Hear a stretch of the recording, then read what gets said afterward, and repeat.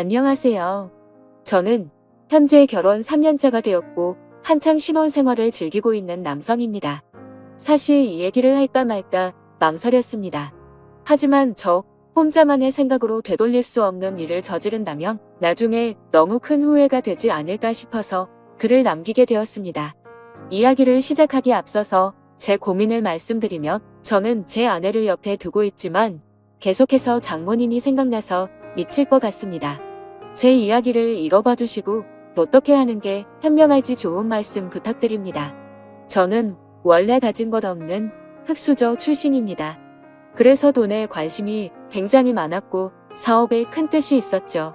어릴 때는 공부도 썩 잘하지 못했고 할 줄 아는 거라고는 운동밖에 없었습니다. 그렇게 자라오다 보니 저는 자연스럽게 헬스 트레이너라는 직업이 생겼죠. 결국 저는 남들보다 열심히 살았습니다. 몇 년 동안을 열심히 돈을 모았고 결국에는 동네에 작은 헬스장을 차리게 되었죠. 참 작지만 나름대로는 의미가 깊은 곳이었습니다. 앞으로의 삶에 큰 기대도 주었고 지금의 아내도 그곳에서 만났으니깐요. 아무쪼록 처음에는 영업이 잘 된 덕분에 승승장구할 것만 같았습니다. 그래서 큰 걱정 없이 지금의 제 아내와 결혼까지 하게 되었죠. 하지만 생각처럼 삶을 녹록지가 않더군요. 헬스장을 운영하다 보니 경영악화로 인해서 회원들은 줄어들었고 결국에는 모아둔 돈은 바닥이 나서 빈털터리 신세로 결국 폐업을 하게 되었습니다. 정말 앞날이 깜깜했고 스트레스로 탈모까지 진행될 정도로 너무 많이 힘들었습니다.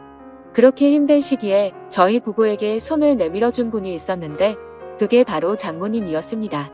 그때는 일단 당장 저희가 살던 집을 정리해서 빚을 다 갚았고 당장 마땅히 갈 곳이 없어서 숙박업소에 전전긍긍하던 시절입니다.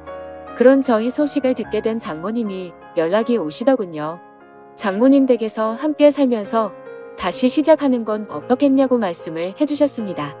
저는 그 말씀에 너무 감사한 마음이 컸지만 오히려 제 아내는 장모님 댁에 들어가는 것을 반대하더군요. 사실은 아내가 반대할 만한 이유가 있었습니다. 다들 아내가 친정으로 들어간다고 하면 좋아할 거라고 생각하시겠지만 아내는 그렇지 않은 게 장모님과 별로 사이가 좋지 않았기 때문이죠. 왜냐하면 장모님은 아내의 친엄마가 아니라 새엄마였기 때문입니다. 장모님은 아내가 20살이 되었을 때 재혼을 하셨는데 아버지는 재혼한 지 2년도 채 안 되어서 돌아가셨다고 했습니다. 그래서 장인어른이 살아계실 때는 가족처럼 지내기 위해 노력했었다고 하는데 장인어른이 돌아가시고 난 뒤로는 아내가 곧바로 독립을 했다고 하더라고요. 그렇다고 기분 나쁘게 집을 나온 건 아니었고 취직을 하면서 회사 근처로 옮긴다며 자연스럽게 나와서 지냈다고 했습니다. 아무쪼록 그렇게 집 밖으로 나와서 지내게 되니 함께 지내면서 친해질 시간은 딱히 없게 되었던 거죠. 그래서 아내와 장모님은 여전히 서먹서먹한 사이였습니다. 그렇다고 서로 싫어하는 건 아니었습니다. 아내도 처음 재혼을 할 때 별로 싫어했던 건 아니었다네요. 물론 새엄마가 자신과 나이 차이가 15살 밖에 차이가 나지 않는 건 몰랐다네요. 그래서 언니 같은 느낌이 강했고 엄마로 느껴지기에는 조금 어려웠던 거죠. 게다가 아버지를 믿고 결혼을 했는데 금방 세상을 떠나셔서 오히려 미안했다고 했습니다. 그냥 말 그대로 서로가 싫어하는 게 아니라 별로 친하지가 않았을 뿐이었죠.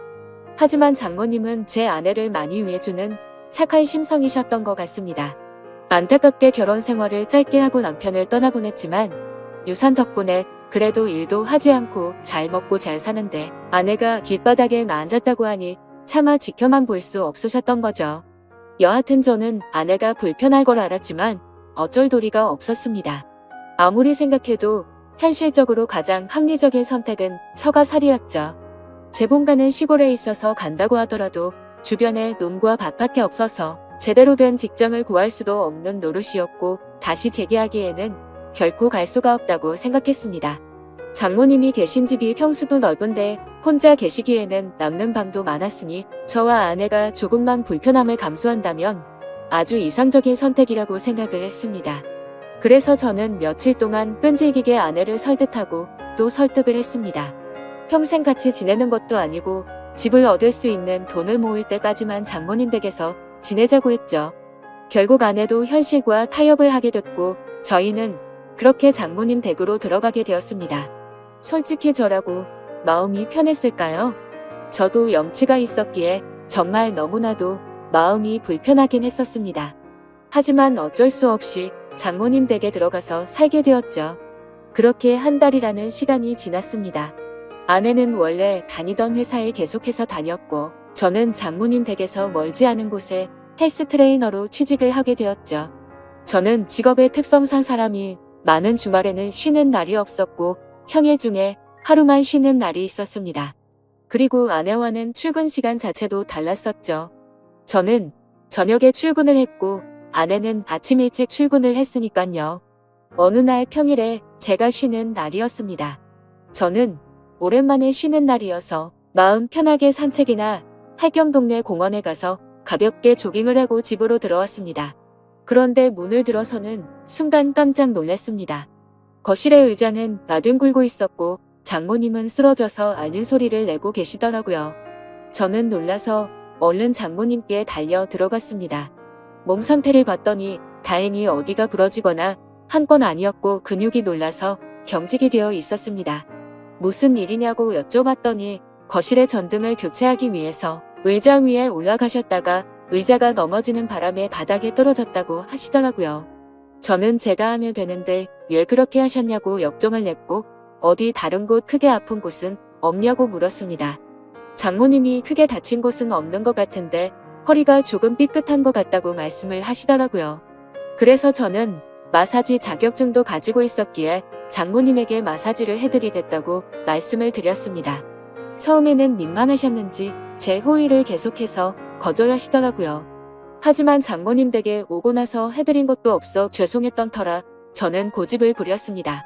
오늘도 제가 전등 갈았으면 이럴 일 없었는데 장모님께서 계속 거절하시며 제가 너무 죄송해서 지내기 더 불편하다고 말씀을 드렸죠.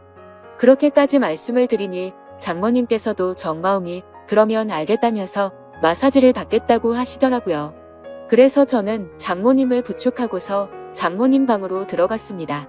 사실 장모님 댁에 들어온 지도 한 달이나 지났지만 장모님의 방에 들어간 건 그날이 처음이었습니다. 방 안에는 캔들을 켜놔서인지 정말 좋은 향기가 온 방을 가득 채우고 있더라고요. 그렇게 향을 맡으며 장모님을 봤더니 뭔가 기분이 묘해졌고 아차 싶었습니다. 장모님과 저는 다른 집 장모 사위처럼 나이차가 그리 많지 않다는 걸요. 아내는 저보다 연하였고 장모님은 저보다 겨우 10살밖에 많지 않았다는 걸 잊고 있었습니다. 사실 사회에 나가서 보면 장모님은 40대 초중반의 나이에 많지 않은 나이였고 나이를 모르고 보면 30대 중후반으로 보일 만큼 동안이셨죠. 제 입장에서는 항상 장모님으로 대했고 생각했기에 애써 외모에 대한 객관적인 생각을 하지 않았을 뿐 미모도 훌륭하셨죠. 그리고 무엇보다도 장모님은 장인어른과 결혼 전에 요가 강사를 하셨었기에 지금까지도 관리를 잘하고 계셔서 몸매는 솔직히 제 아내보다도 훨씬 좋은 것 같았습니다. 아무튼 저는 엎드려 있는 장모님을 보니까 순간 수많은 생각들이 스쳐 지나갔지만 정신을 차리고 마사지를 해드리기 시작했습니다. 한참 마사지를 해드리다 보니 아무 말 없이 조용히 계시던 장모님은 마사지를 왜 돈 주고 받는지 알겠다고 처음으로 말씀을 하시더군요. 그리고는 저에게 여기저기 아픈 곳을 알려주셨고 저는 허리뿐만이 아니라 평소에 불편하시다고 한 곳을 전체적으로 마사지를 해주었습니다. 오랜 시간 동안 마사지를 해드리면서 조용히 마사지만 했던 건 아니었고 자연스럽게 장모님과 저는 많은 이야기를 나누게 되었습니다. 사실 그동안 저는 염치 없이 처가살이를 하는 입장이라 장모님께 함부로 말도 붙이지 못했고 약간은 내성적인 성격이신 장모님도 제게 그다지 말을 먼저 붙이지는 않으셨었죠. 그런데 마사지를 받으면서 한마디씩 하다 보니 점점 편해지셨는지 장모님은 평소에 볼 수 없었던 수다스러운 모습들도 보이셨고 소리내어 웃으시기까지 하더라고요. 저도 뭔가 장모님과 한층 더 가까워진 것 같아서 기분이 좋았고 오랜만에 즐겁게 수다를 떨다 보니 시간 가는 줄 모르고 계속 마사지를 해드렸습니다. 그렇게 그날 이후로는 아내가 출근을 하고 제가 출근하기 전까지 남는 여유 시간에는 장모님에게 마사지를 해드렸습니다. 그러다가 문득 드는 생각이 있었죠. 마사지를 해드리면서 느꼈지만 정말 장모님은 40대 몸매라고 하시기엔 믿어지지가 않았죠. 솔직히 눈 감고 마사지를 하면 20대라고 해도 믿을 정도였으니깐요. 하지만 감히 장모님에게 결코 그런 생각을 해서는 안 된다고 정신줄을 바로 잡고는 했습니다. 여하튼 거의 매일같이 장모님께 마사지를 해드리다 보니 장모님과 저는 급속도로 친해지게 되었죠. 그러다 보니 장모님은 평소와는 다른 모습들을 많이 보여주더라고요. 평소 장모님은 내성적이신 성격에 말도 없고 조용한 분이신 줄 알았는데 점점 말씀도 많아지셨고 장난도 많이 치시는 모습이 보이더군요. 나이와 맞지 않게 키 없이 맑은 그런 해맑은 성격이라고 느꼈습니다. 장모님은 최근에도 어떤 남자가 자기에게 연락처를 물었는데 거절했다는 이야기부터 시작해서 장인어른을 처음 만나게 되었던 이야기들과 갑작스럽게 떠나보내고 슬펐던 이야기들까지 제게 숨기는 거 없이 말씀을 해주시더군요. 그러다 한 번은 저에 대해서 말하는 것이었습니다. 처음에 제 아내가 저를 데리고 장모님께 인사를 드리러 왔을 때 다른 건 몰라도 제 몸을 보고 아주 마음에 들었다고 말씀하시더라고요. 제가 너무 듬직해 보였고 몸 좋은 사람들이 자기 관리를 잘하는 사람이라고 생각한다며 저의 첫인상을 정말 좋게 보셨다고 말씀을 해주시더라고요. 그러다 장모님은 저에게 짓궂은 농담을 던지셨습니다. 그런데 자신의 경험상 이렇게 몸 좋은 사람들 중에 밤에는 힘을 못 쓰는 사람이 허다해서 걱정이었는데 이틀 전에 그 걱정을 덜게 되셨다고 하더라고요. 저는 무슨 말인가 생각을 한참 하다가 깜짝 놀랐습니다. 이틀 전이라면 아내와 제가 이세를 갖기 위해서 사랑을 나눴던 날이었습니다. 그렇다면 저와 아내가 사랑을 나누는 소리를 장모님이 다 들으셨다는 건데 저는 민망하기도 하고 부끄럽기도 해서 아무 말도 못하고 있었죠. 그러자 장모님은 갑자기 웃으시면서 부부 사이에 당연한 일을 한 건데 그렇게 부끄러워하지 않아도 된다고 말씀을 하시더라고요. 그러시고는 제 아내가 부럽다고 말씀을 하셨습니다. 자신은 지금 혼자 지내게 된 지도 벌써 많은 시간이 지나다 보니 외롭다고 하시더군요. 그러다가 장모님은 갑자기 제 팔뚝을 어루만지시면서 이런 튼실한 팔뚝을 가진 남자가 곁에 있다는 건 정말 부러운 일이라고 말씀을 하셨죠. 그날 이후부터는 장모님의 장난스러운 스킨십은 계속되었습니다. 저도 기분이 썩 나쁘지는 않았죠. 솔직히 말해서 좋다고 생각도 했었습니다. 하지만 이러다가는 큰일이 벌어지겠다고 생각을 했고 장모님에게는 저의 근무 시간이 바뀌었다고 거짓말을 했습니다.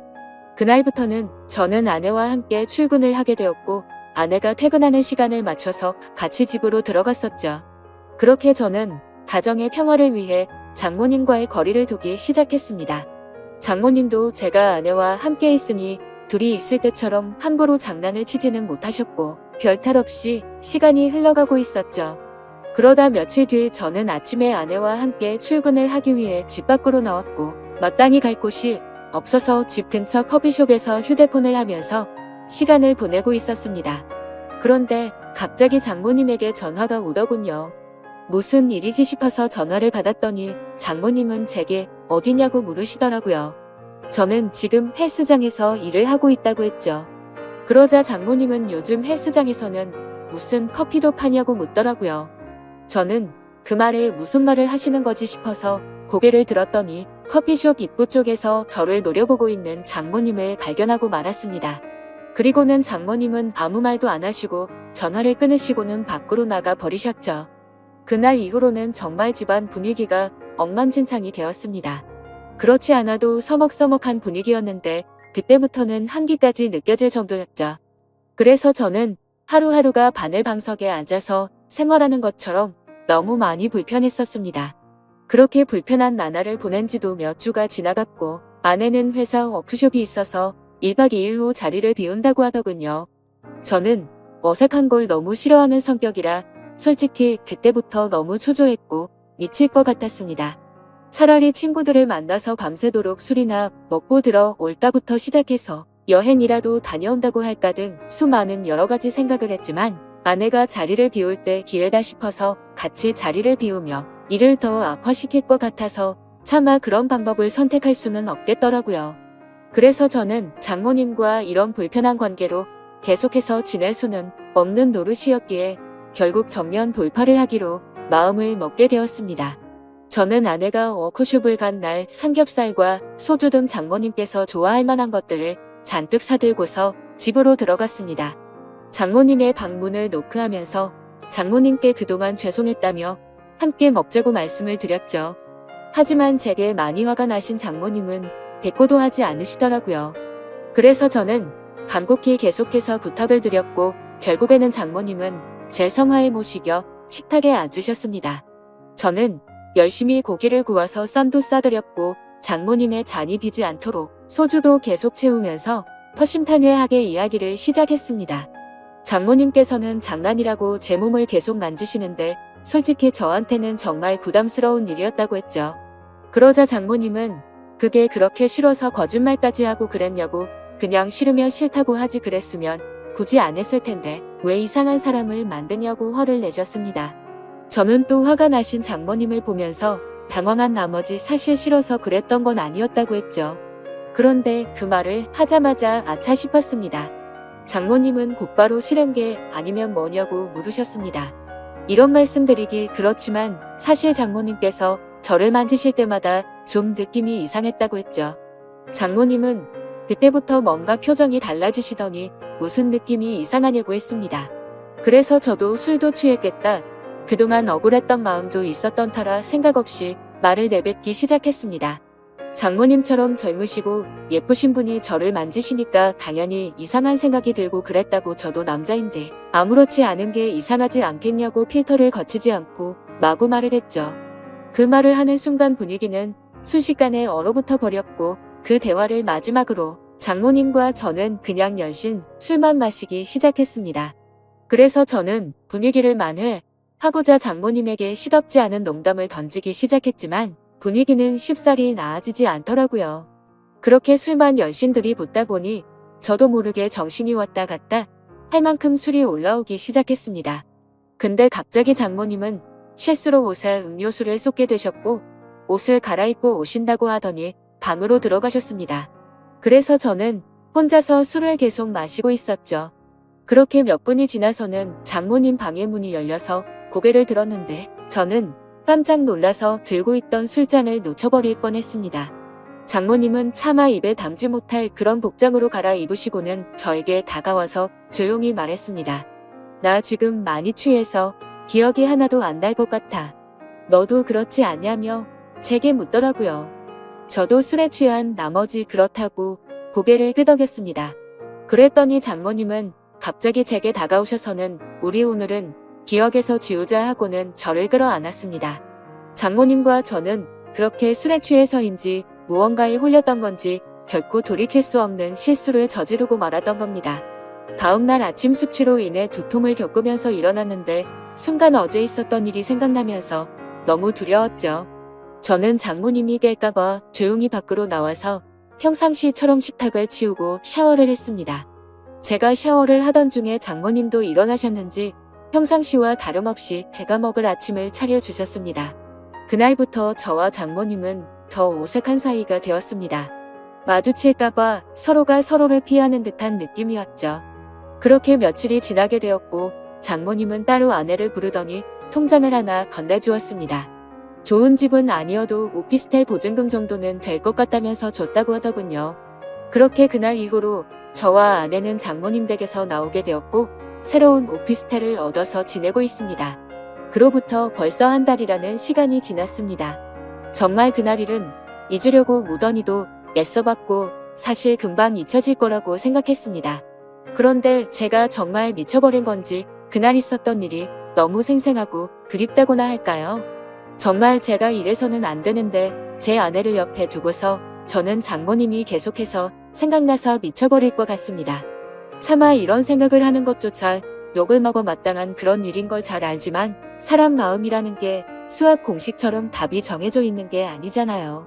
장모님의 얼굴을 한 번 더 보고 나면 제 마음이 착각을 했구나 생각할 수도 있을 것 같은데 용기를 내서 장모님에게 연락을 하는 게 맞을지 어떻게 해야 할지를 잘 모르겠네요. 다른 분들이라면 어떻게 하실 것 같으신가요? 그냥 얼굴만 보는 건데 크게 문제가 되진 않을 것 같고 연락을 해보는 게 맞을까요? 아니면 지금처럼 계속 참아가면서 살아가는 게 맞을까요? 부디 현실적인 답변 부탁드리겠습니다. 감사합니다.